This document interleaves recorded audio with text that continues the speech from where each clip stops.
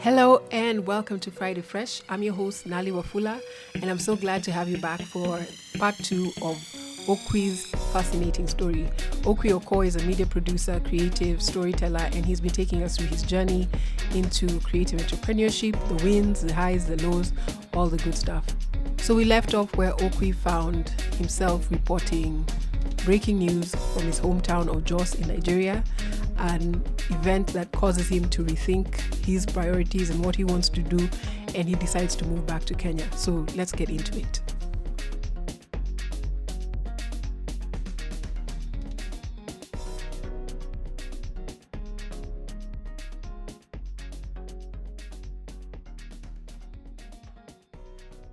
So I was in streets where I walked, rode a bicycle. I couldn't get to my parents, but I was expected to cover the story. Places where I knew they were on fire. Now suddenly I was from the wrong part of the country, so there's parts of town I couldn't go to anymore. And then, so only to do all of, getting arrested, getting into like situation where people were shooting, just being in danger in a place where you've always felt safe. That's your home. Yeah. So all the other stuff I'd seen that happen, that was far. Somewhere else. Yeah. But you can dissociate in some capacity. And also not Jos. Yeah. Not Jos. We're known for creativity, for music, for art, for peace, for integration. But anyway, so then to do all of that and then finally those days you couldn't transmit from where you were. I had to go back to Lagos and do it via satellite. So I finally was able to get back to Lagos. Walked into the office thinking everybody would be like, he made it, yeah, number one story in the world. Everybody was gathered around the TV, didn't even hear me come in. And on the screen was the planes going into the Twin Towers. 9/11. Yeah, that's when I got back. Wow. So, I still sent the tapes because at that point, the editors in London didn't know how big this was, or, we didn't even know. What was so happening? They're like, look, send the tapes and we'll see if, I still don't know, I've never actually watched that stuff myself. Because, I didn't have editing facilities, that stuff, I'll just send the raw footage. So anyway, so I made the decision to just leave, and I came back to Nairobi. I wanted to start my own, my girlfriend at the time was still here. We wanted to start our own business, our own production house. And she's a visual designer, I'm whatever I am, and we thought it'd be a good fit. But then I got one of the guys who took me in decided to leave. Reuters, so I got offered that job. And around the same time, we found out we're having our first baby. And see, I'm the guy for crisis mode. So I was like, nope. Your job as a man is to provide and protect. Yeah. There's a baby on the way. You need a steady salary in a good company. And all of that mumbo jumbo in your head must stop immediately, right now, and you must focus. So back to Reuters. Yeah, so back to Reuters, but now proper employee benefits, all of it. And also they had decided to personalize the show more. So my former colleague and friend Mujo Masinde and I hosted the show along with some of the other producers who would come on and off screen, jokey. Yeah, that was it. And that was life. And, until, I don't know, the problem is you can't run. You can't run from yourself, and as much as you may blame your childhood, your upbringing, your nationality, your economic status or whatever for the stuff that you're not happy with or proud of, at some point you'll have to come to terms with it. And I'm grateful that I wasn't given much. I wasn't given a long leash by God. Yeah, like things with me go down fast. So, and so yeah. So even though I had, I was working for a good, solid company on a show I loved. Really solid people who most of them are still friends. Some of them I consider family. Kids, relationship, all of it. I wasn't, I didn't realize at that time that I was trying to use all these things to manufacture things that you are given that you can't make as a human being. We cannot manufacture joy. We cannot manufacture peace. We cannot make love as well, in as we are meant to receive and share with other people. Those are not things you can go make in a lab, and it doesn't matter how much money you have or where you live or whatever. Those are things we are given, and then we're supposed to share and distribute, not hoard. So there's always going to be dissonance, because we see it. You think, oh, but I'm now in the place I wanted to be. Weren't I happy? Yeah, you see, because that's not what does it, right? But then we just keep going. I just work harder, and I just drink more, and I just, but fear breeds more fear, pain breeds more pain, anger breeds more anger.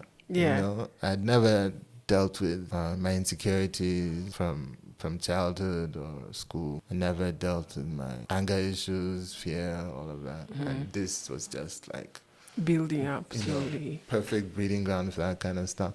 And it made me good at what I did, Because you're focusing it on that. I'd get results because I was driven and forceful and, but there's a cost to pay. So, and then you start taking it out, not just on yourself, but on others as well. So the people I claimed that were most important, I was doing all these things for.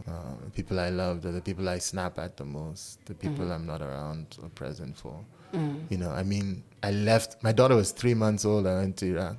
But the reason I did it was because this was a career opportunity. And now, I'll have, I'll be on the number one story. So I got into this to tell stories about people and to help them make better decisions about their lives because they have information. But now I'm going to a story because then it's the top story in the world, and then I'll be there, and then that will create more opportunities for me and more money. And so now, you see that switch? Yeah.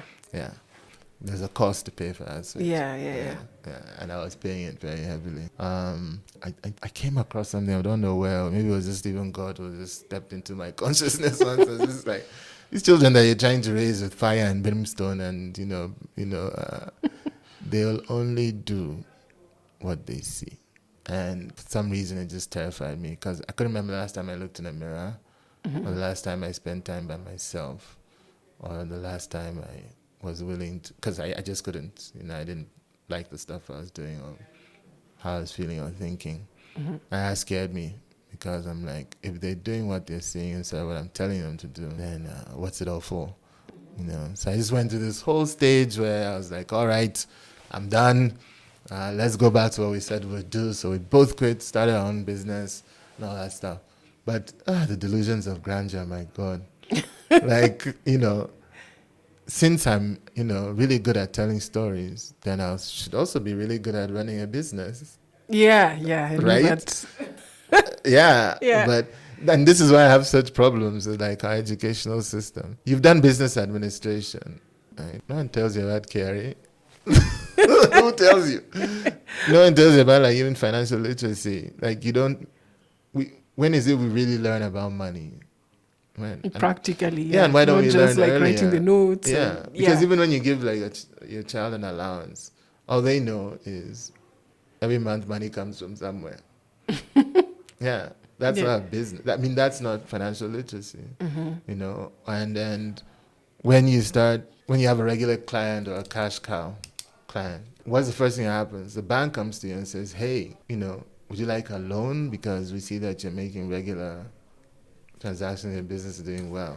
And you buy it. And you're like, yeah, a business is doing well, so let's take a loan, buy a car. Or, you know, yeah, as if any of that stuff is going to help you, the business better. You know, or when someone comes and they're like, oh, can I work with you guys? You know, like, yeah, join up, join this, you know. And none of that is business. One of my mentors always says, never forget that your best intentions led you here. Yeah. No one ever wakes up in the morning. Well, very few people, because I do believe there are sociopaths. But no one ever wakes up and says, today I'm going to mess up my life and mess up everybody's lives. So your best intentions led you here. So what you need to disrupt is going from feeling and thought to action. At that point is where you pause and you seek out guidance, especially for me, it's God, and God through people who I trust or I'm led to. So there's a pause, you know, because my best intentions are not to be trusted. Yeah. And so a lot of them are ego-driven as well. So I have to be careful, you know, not to be a power unto myself. Yeah. So yeah, our business crashed. The products were great. You know, we had a digital magazine. It was great. Met great people. I mean, oh my God, we people like Sauti Soul. Before Sauti Soul was Sauti Soul. Yeah. You know, we did stories about. I mean, we were just. And this was also like visual. It was visual and written. Yeah. It was. I mean, it was just awesome. It was an awesome experience, but we made no money. We lost all our money and our savings. And I just, and you know, and just had a difficult time paying people, and relationships with them got difficult, and you know, which is understandable, you know, because I made promises. I was like, oh no, we are going to, we're going you to know, this is going to be the new Google, and you know, and so we're on the way to Zion. So yeah. Always the shift. Always remember the shift from what was it we set out to do, and what are we doing, and what is it that intercepted my will as opposed to so anyway, the disillusionment and the depression that checked in, because man, see, I set out to prove something, because people had begged me when I was leaving employment, please don't do this, you have a family, think about your family, and I'm like, but I'm doing this for them, you know, so, I'm doing this for them, and I'll show you, I'll show you, even the place where I was employed, see, even somebody had to start it, it's a business someone had to start, blah blah. So all that, you know, chip on my shoulder that became a boulder, all of that. I mean, it was just ego. A lot of it was ego-driven. I meant well. And I don't think there's any other way to learn this stuff. Yeah. Because that course, like we said, doesn't exist. It's true. Where you learn about cash flow, where you learn about tax, where you learn about managing expectations, where you learn about managing people, where you learn about taking breaks to recenter. Yeah. You know, all of this stuff. Was this also around the time the story you told me? Hey, no. Oh my goodness. Well, that comes later. Yeah. No, it was around that time, you know, where, you know, so apart from our own products like the magazine and stuff, we'd take on agency work. So agency work is like, you know, someone hires you to do a documentary or you know, do some design and stuff. And we do work, and that was another learning thing. So it's been several months. We haven't got any of our payments in. Calls, emails, begging, also everything. No one's paying. You have no one else to borrow from. The kids are out of school. When people are sick, you can't take them to hospital. I remember I'd gone to one client's office to try and ask them, but I wasn't sure the petrol in the car would make it back, so I put like 100. I went to the petrol station, I told the guy 100 shillings, and he's like, 100? Like the guy actually... I remember it took me so long even to like, but now, is it my pride or I get home? Yeah. You know, at least let the car be out of my pocket. So I just told him, look, 100 shillings. So he's like, 100? I'm like, yes, 100. So as I'm there stewing in my shame and my whatever, um, this really nice car pulls up next to me, and I hear the guy say "Jaza," you know. So for those who don't speak Swahili, fill it Full up, tank, full fill it tank. up, yeah. Do you know that claustrophobic feeling you get sometimes? I just got out of the car. I'm like, I get the seatbelt off. I got out of the car. So I walk around, and I know this guy. It's one of the clients who owes me money. It's his car. So I just got back into my car. I just drove home. And then the next time, I just called them. I'm like, yeah, come. We just want to come to the office. And I was like, you're paying us. Yeah. Yeah, I don't want to know. Yeah. But it broke me. It broke me. And my behavior now was even worse than it was. Because now there's some anger as well. Yeah, You're and like, I was just like, you know what? you could pay us, but I went the full, like, there's 50 cents, I went the full dollar. I'm going to get rich or die trying because that's the solution. Yeah. And that is the solution to all of life's problems. Money. Yeah. So, yeah, I got another job this time. Like, the situations where you say, in my wildest dreams, this is the amount of money that I want to earn. Yeah. That's what happened, But same thing, lots of opportunity, lots of money. But I think something's still not adding up. It's still not adding up. Yeah. And there's a cost to not using your talents or following your true purpose. Mm-hmm. There's a cost you pay. Yeah. You spend a lot of time on self-medication. Mm-hmm. Yeah, but we call it like eating out, going out. Mine was going acting out. out, As long as I'm out. acting out. Acting out. Yeah, that's an out. You don't want to be in. You're out. You're just blowing on the wound. Yeah, putting as I keep calling it, putting a plaster on a compound fracture. There's a hole in your soul, my friend. Yeah, so also left that, came back. But by that time, I was just not doing well at all. Went back into employment. But like you said, I'm now in recovery. So I don't. So eventually, recovering journalist. Yeah, eventually now just finally made the decision finally to just look. It's time to step away. This thing is gonna kill me. And then did the thing I hadn't wanted to do, which was just face myself, work on myself. It's not about the place where I'm working. It's not about who's not doing what. It's not about what I don't have or what I didn't have. It's just about me, I just realized I didn't even know who I was anymore. What do I like to do? What am I good at? What do I really think? Or, because the skills I now had were like people pleasing, self-medication. Making my emotions and thoughts God, because however I felt and thought is what I had to do. Yeah. But that's just being impulsive and compulsive. Mm-hmm. It's not living. Helpful. Yeah. And it's not living life on life's terms. Mm-hmm. Yeah. I was always looking for one day, if shoulda, woulda, coulda, if only this would happen, if that would happen. Yeah. But one of my favorite shows is The Office, the American one. Yes, the American one. Yes. And in the last episode, Andy says, "I wish there was a way to know it's the good old days while they're happening."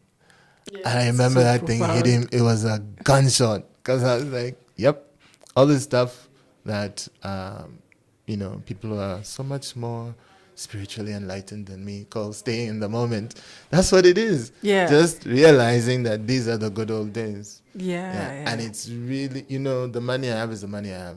Mm-hmm. The car I have or don't have is the car I have or don't have. Mm-hmm. The person I'm with is the person I'm with or not. Mm-hmm. This podcast, these are the good old days. Yeah. So I said not asking. So I said not asking for things. I still catch myself trying to do it, but rather just being grateful for where I am. Because, and what I've come to see is that the things that actually really matter to me, I'm getting.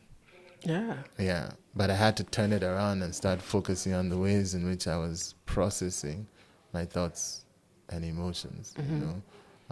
So yeah, so then that has now brought me back to this place of like, okay, so what am I then? What do I enjoy?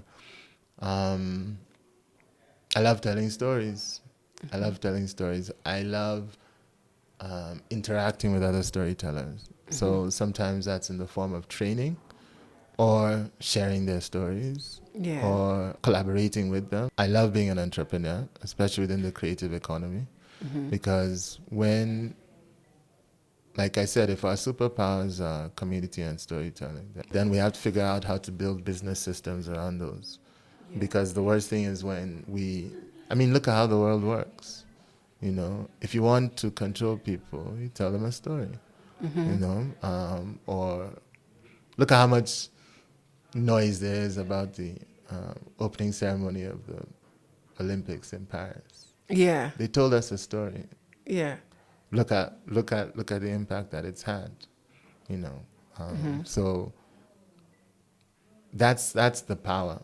You know, it's identity, it's history, it's business, it's whatever. And there are enough people working in mining and petroleum and real estate and whatever. I don't think there are enough people in the orange economy, in the creative economy, and also the creator economy. Yeah. So I'm in content creation, I'm in storytelling, I'm in journalism in terms of journalistic practice. So how do you verify that what you're saying is true? Yeah.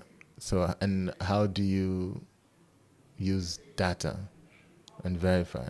And how do you provide balance? What are the ethics and all that? So, journalistic practice. But when I say storytelling, I believe that it should be human-centered. Yeah, it should be human-centered. We need to not forget the human being, And what is a human being? We are emotion, we are thoughts. And personally, I believe we are spiritual beings having a human experience.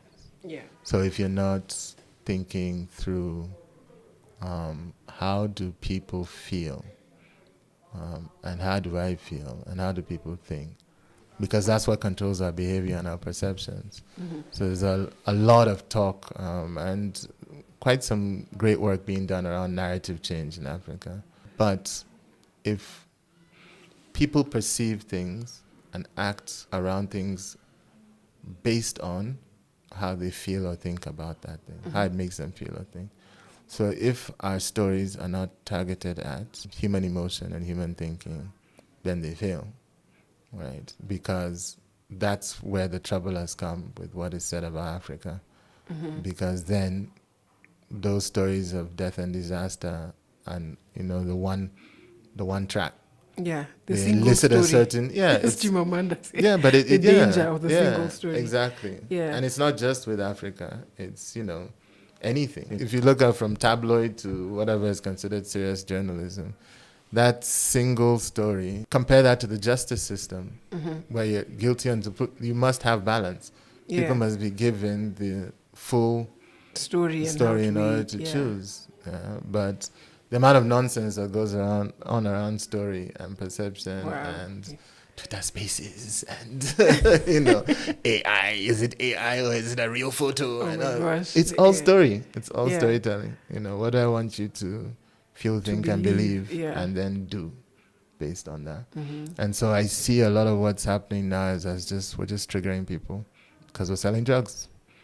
We need you to be excited, sad, angry, so that we can sell whatever it is we're selling. Whether it's a dream, drugs, or there's something. There's something. Yeah. Because we're always looking for something to fill the hole in our soul.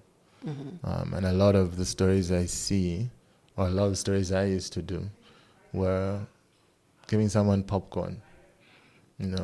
It's it's not that I despise politicians. I'm just scared of having such a job, because for me, I try to make things. So if you don't like it, then you don't buy it. But I fear a job where I have to influence people with what I say. Yeah. And so I might have to change what I say every minute. Yeah. That's what happens, actually. Yeah, but then Even, yeah. there are receipts now.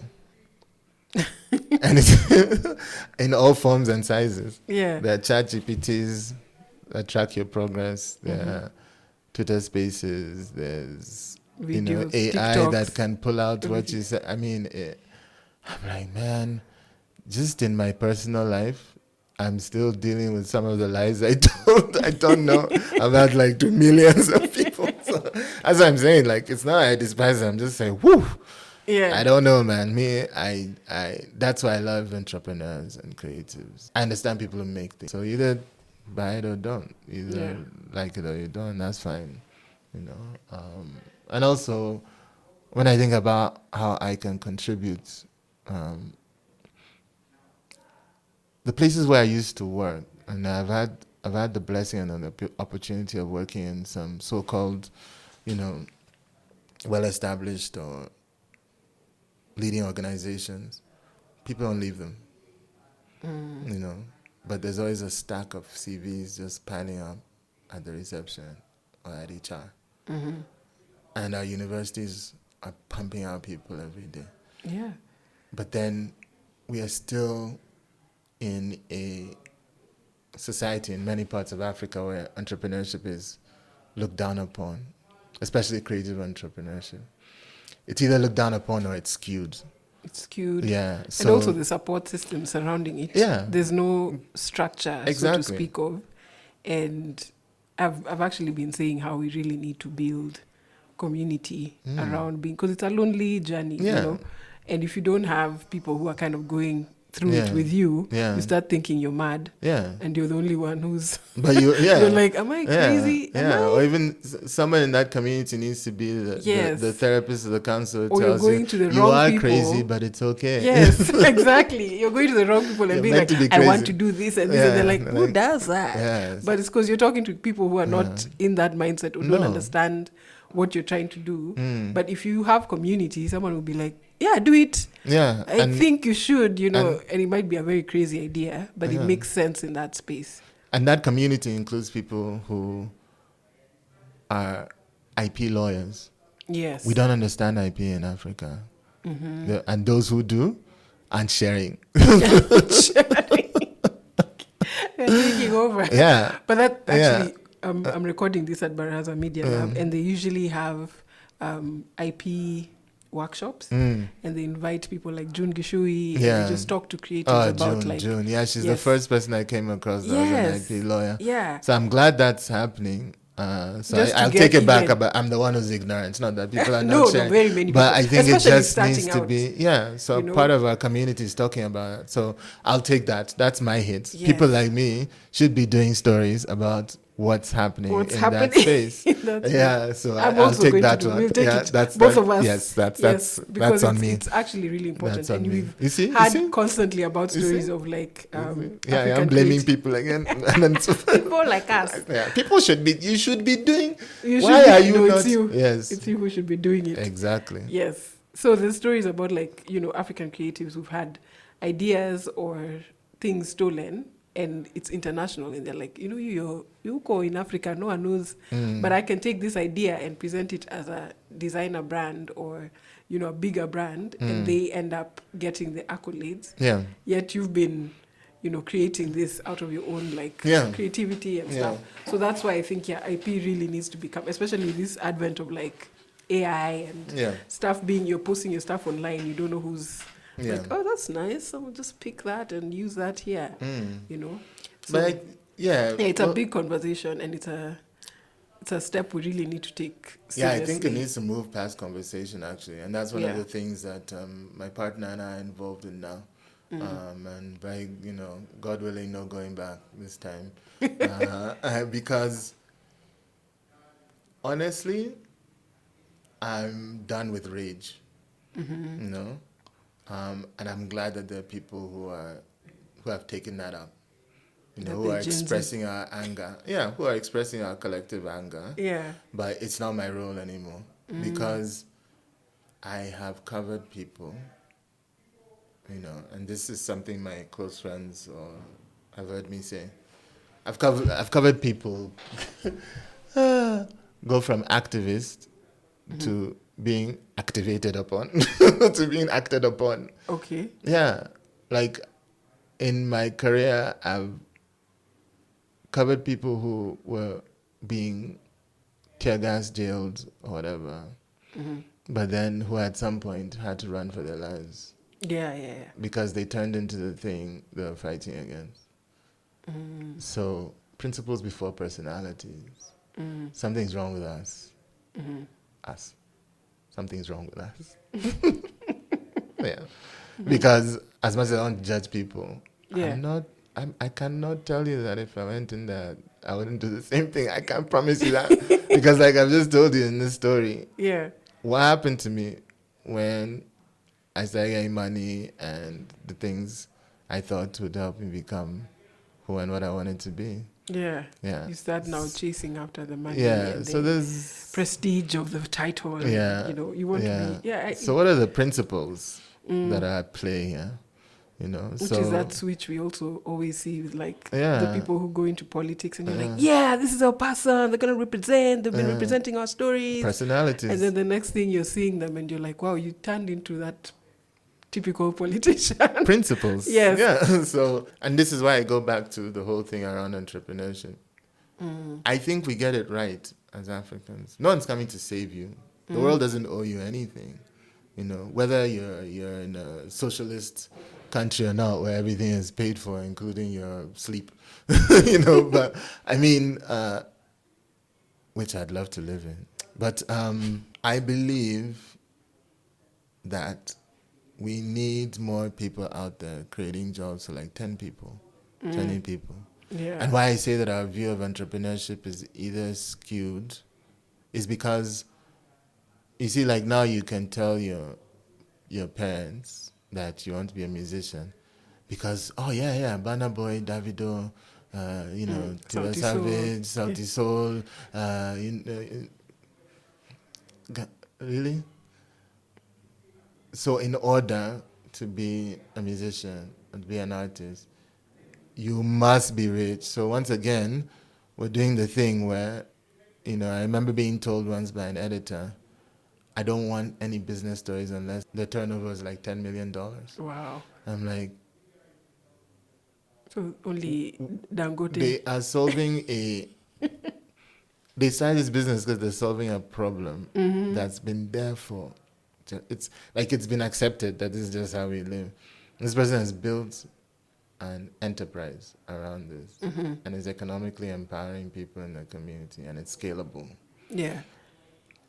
And if you look at like what our role is as storytellers, using journalistic practice and plugging into the creator economy, this might be the first time we actually have an accessible body of work that is not lost in history, that we can share with each other on our phones or tablets, and that my great-great-great-great-grandchildren will be able to access and refer to. And see that someone did that. Yeah. Yeah. But I'm being told not to cover that person because they're not at that turnover yet.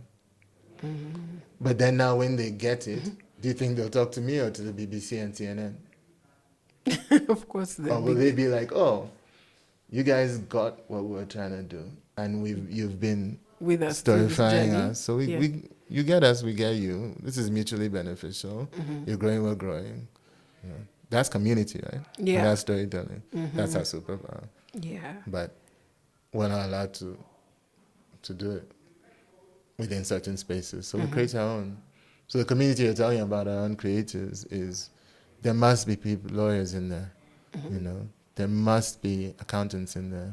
There must be policymakers in there. And why I'm encouraged and why I left when I did is it's happening, especially in Kenya. I have friends who, when this protest started, they left. I think we all had that moment, But I have I'll call it the luxury. I have the luxury of having gone to that experience enough times to know you'll just look silly coming back.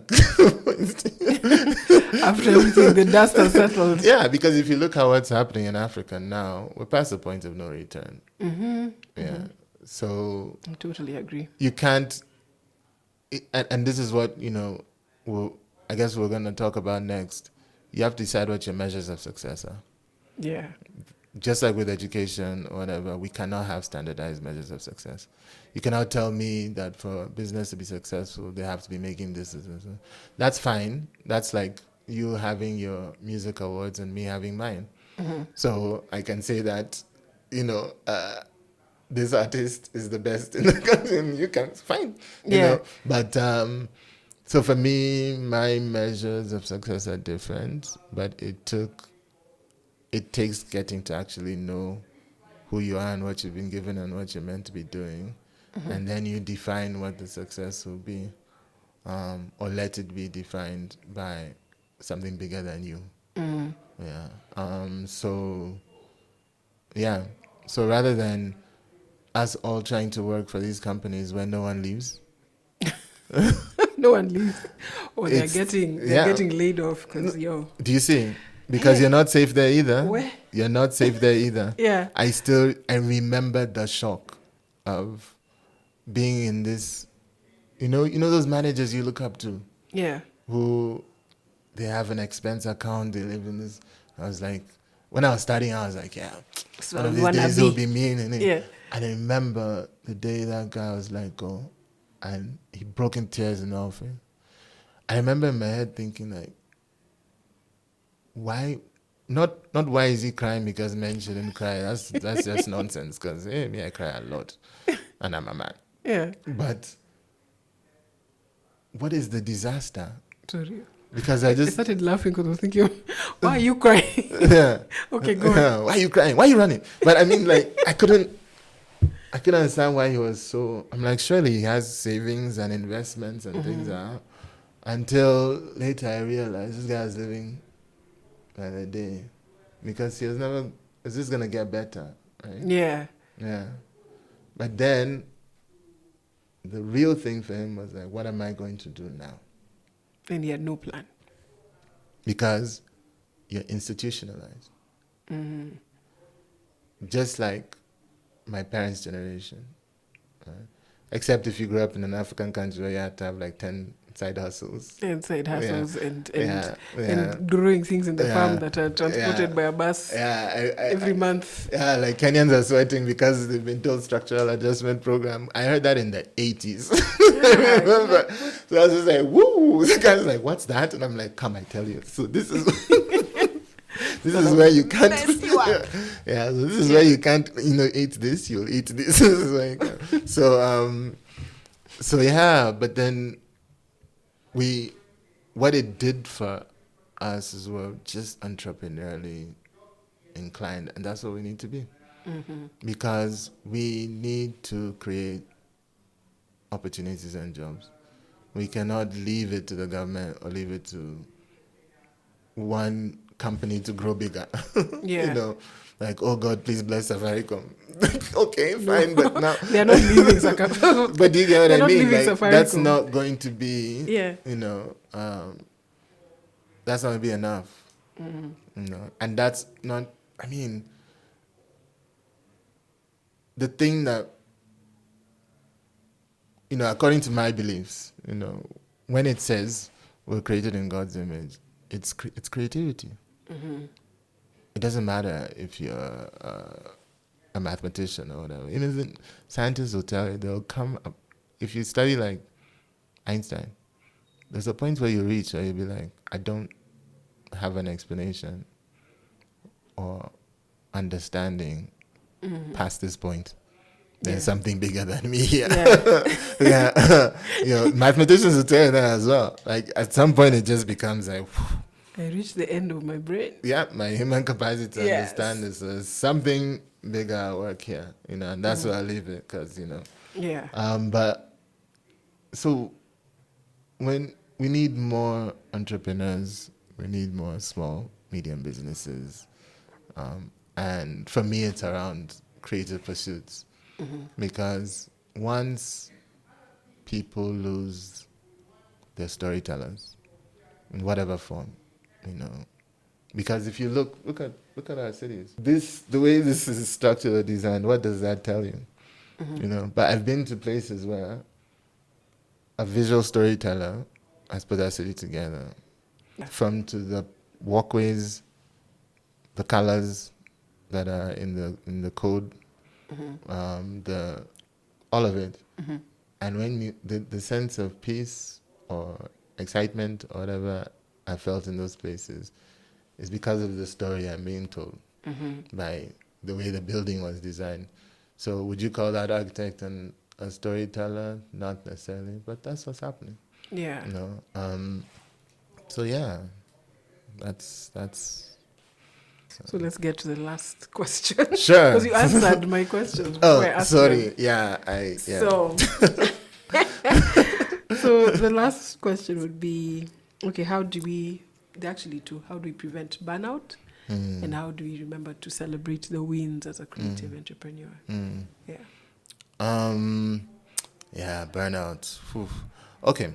Well, all I can tell is my story, you know, because I can't tell anyone else what to do or how to think. That's between them and the God of their understanding. But I first had to accept that I can't control things, you know, and that I'm not perfect and I'm not meant to be. Then I also had to accept that I was created with these emotions and thoughts. Whether I label some of them as good or bad. So sad is bad, happy is good, right? Not necessarily. Yeah. Because it turns out sad can be nostalgia. Yeah. Yeah. Or sad can It's be. also necessary. Yeah. Or sad in the can, moment. If you're yeah. grieving, you have to grieve. You Yeah. can't pretend. Or sad can be triggered by I am hungry, I'm lonely, I'm tired, or Just I'm need to upset sleep. about something someone said that hurt my feelings. You know, so acknowledging that, especially as a man raised the way I was and socialized the way I am, acknowledging that I have emotions and thoughts and that I cannot control or certain outcomes or expectations or demands I have on myself and other people, but that God can. And I need to just leave some of these things there. But doing that has helped has helped break my reliance on things I was using to be at peace or be happy, people, places, things, you know. And then it's interesting that what that has done has made me so much more aware of myself and my surroundings. So I know now when I need to stop. You know, I know now when I need to pause. Yeah. So I take breaks. I try to take breaks. And when I don't, like I told you, it's pretty quick. Yeah. the feedback from the ancestors is pretty quick.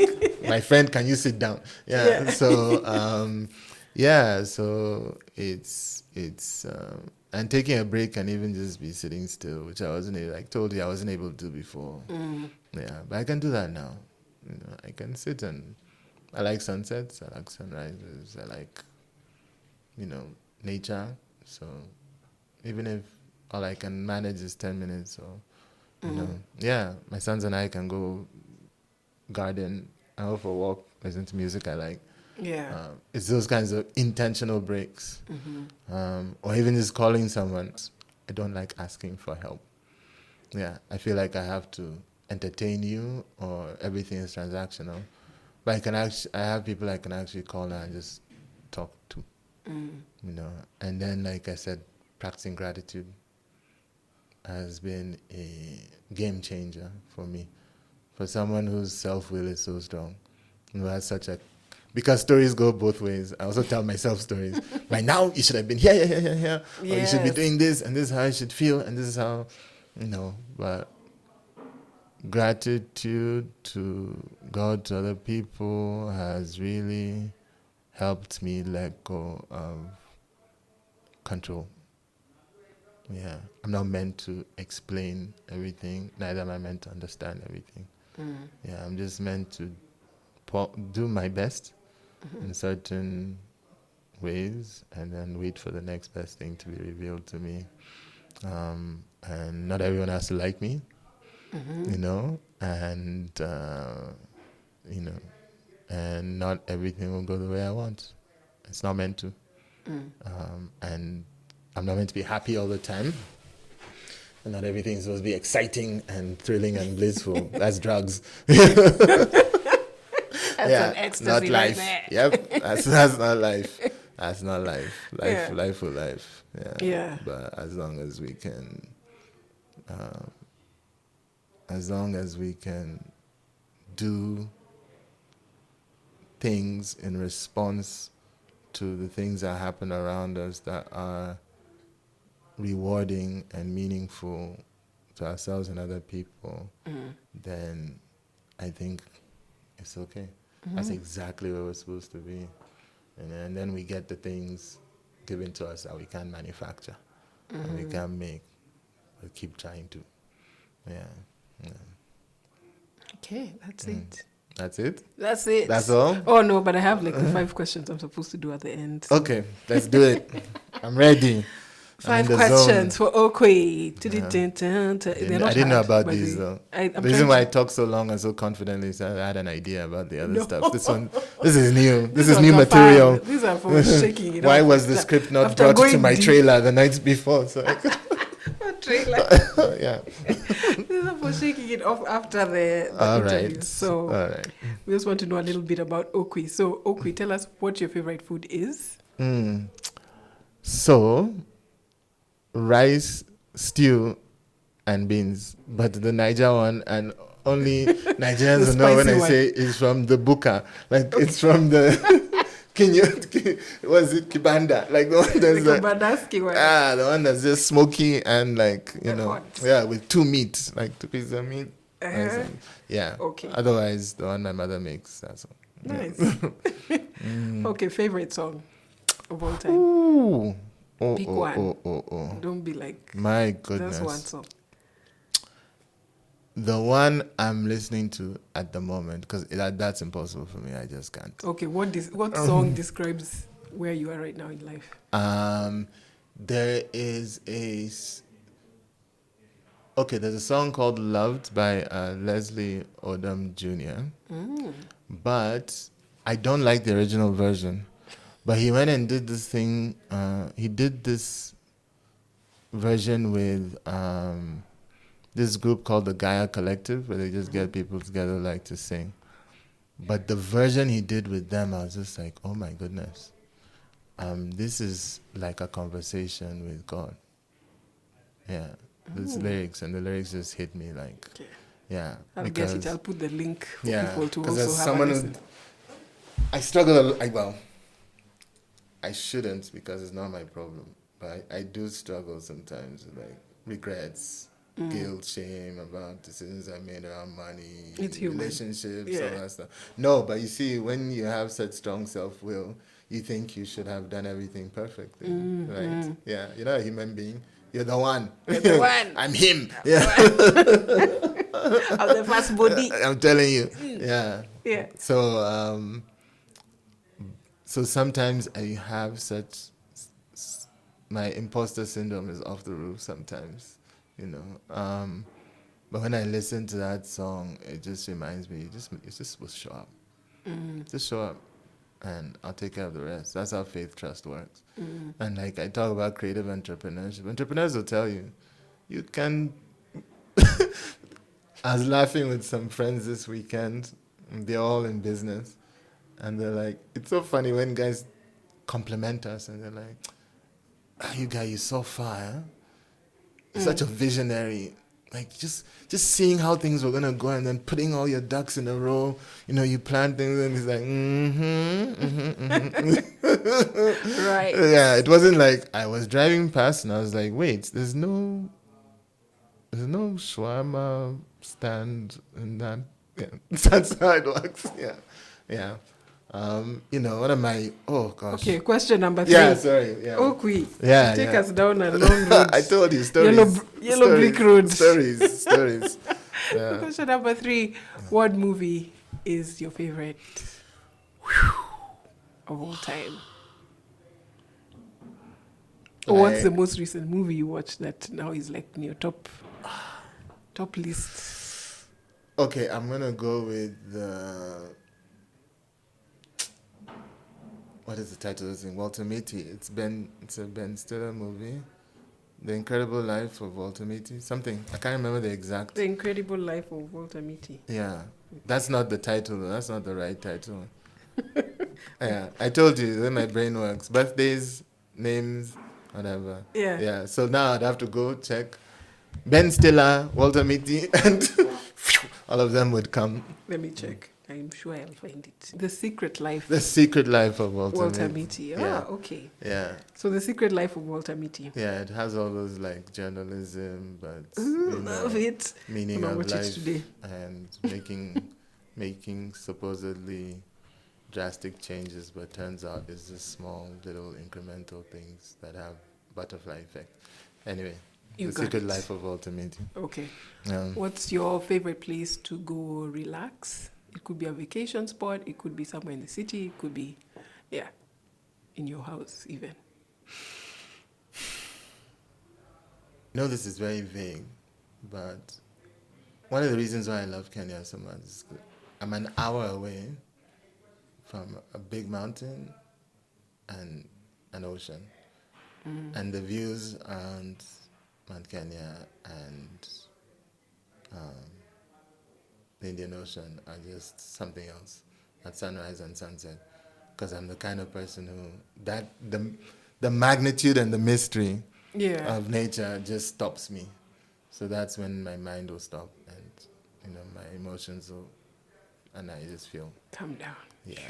So Baby, come down. Yeah. Come So down. exactly. Yeah. So if I can get to like a, Diani Kilifi or an Anyuki or Timau kind of place, yeah, that's my vibe. Or even Masai Mara was a spiritual experience. What?